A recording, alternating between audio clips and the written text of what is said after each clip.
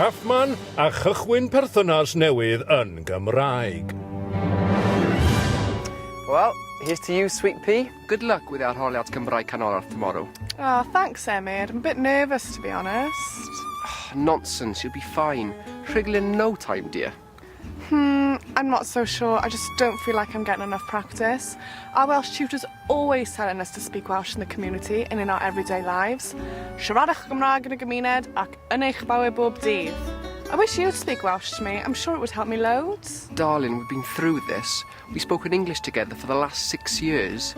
It would be too strange for me to switch now. It wouldn't feel natural. And besides, Sweet Pea, Pis and Velis, that sounds silly.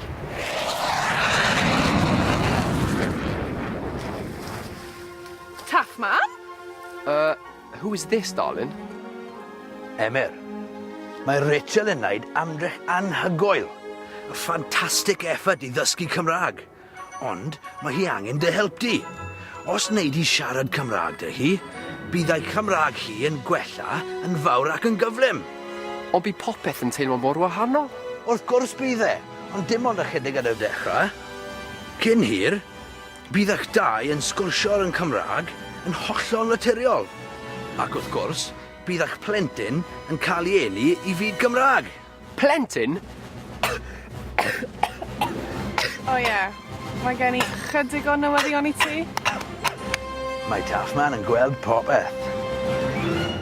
Dyw'r dysgu Cymraeg ddim yn hawdd. Ond y ffordd i ddod yn hyderus ac yn rigel, confident and fluent, yw i siarad hi bob dydd.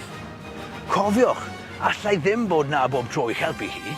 Felly, os chi'n nabod rhywun sy'n dysgu, neu os chi'n dysgwr ac yn nabod rhywun sy'n rigel, gofynnwch iddyn nhw siarad Cymraeg â chi.